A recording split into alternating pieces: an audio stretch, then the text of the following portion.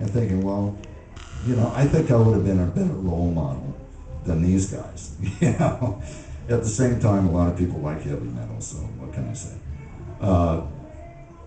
What was the question? The question was about what your inner conscious or inner dialogue's in. Oh, what okay. form is it in? Okay. Well, a lot of my inner dialogue, it really is, you stupid son of a bitch, why didn't you make this decision back then? If you'd have only done that, you'd have been here now instead of there or here where you are now.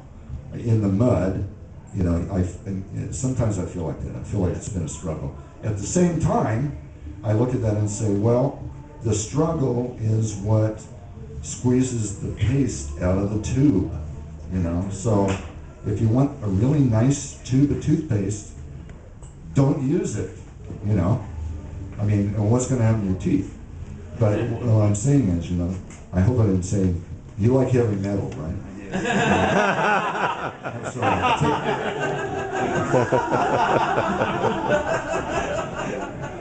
That was good. Uh-oh. Some more heavy metal here. Anyway, a lot of it was that. But the inner dialogue that really lifts me is musical, and it sounds. And it's not really sounds on instruments. It sounds, it's frequencies, it's waves, it's... I don't know how to explain it, except it's like heaven in sound. I hear these things, and I try to make them work in normal instruments, and they don't, but I can get a semblance of it. I can get an inkling of it, you know, like, who was it said we use like 10% of our brain? Somebody told me I use 9% of mine, but anyway, you know, we use about 10% of our brain. Well, at the same, you know, we can't really understand and comprehend the sounds that are out there, and I hear these sounds in my head, and I hear them constantly, you know. I'm always stalking and grabbing a tape recorder and singing something in to try to remember at least a little of this beautiful place I was at. And those are the things that lift me up. Now, if I could get rid of those words, I'd be okay. That was good. Thanks, John. It reminded me of Jimi Hendrix has a line, "You can hear happiness."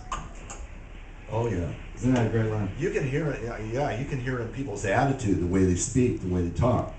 You can hear, and I actually, in many ways, I am very blessed, and I am happy most of the time. But I do have those times when I just think, what did I do? What did I miss that I shouldn't have to put me in this precarious spot now? What could I have done to make my life less vulnerable than it is? Right. You know, for not only me, but for my wife. Stand up, Donna. This woman deserves a big hand. She teaches special ed in school, and my daughter Jessie. Stand up, Jessie. Now, see, that's my happiness, because these people, unconditional love is something that you can't buy. I take a long time with things, but that's all right. just a quick example. We had, I was doing a play called A Company of Wayward Saints, and it was about the Commedia dell'arte, I don't know if I'm saying it right, the Italian street players, you know, that would go out on the street and entertain. You know, they had the acrobat and the lovers and the doctor and the captain and the harlequin and so on.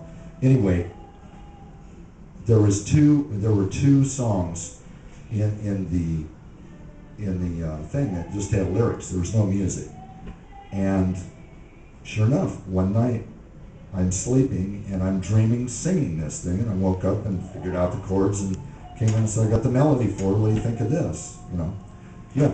But saying that artists dream while they're awake. Oh yeah, and then the teacher comes up and slaps a ruler on the desk and says, Johnny, John French. Yeah, I did a lot of that. John, why is it so difficult for humans to consider the possibility that life may be pointless? Well, I don't think it is. No, I just don't think it is. I believe that goes on. Why is it difficult for people To actually consider the possibility that it might be for them. Well, I'm waiting for the thing. If life is pointless, then let's just start killing each other. I mean, we might as well. What are we here for if life is pointless? I think life has a point. But why is it so difficult for people to perceive that life could be pointless? Well, it could, but don't try to convince me of that, because I'm much happier believing that I'm going to live forever, in some form or another. So, are you an optimist or a pessimist? I'm a pessimist. I'm a pessimist with an optimistic viewpoint. Good, you never had it, but you never wanted it. That's like I don't know, that's like, what are we playing, Scrabble? It's a mind-teasing question. Something good that I never had, that I never want. Okay, a lot of kids. That's a good answer. Okay, that's the only one I can think of. That's good. Now, I just have a couple more, so we'll open it up to the audience in a second so you guys can start thinking. John, what's the healthiest cultural shift you see developing today?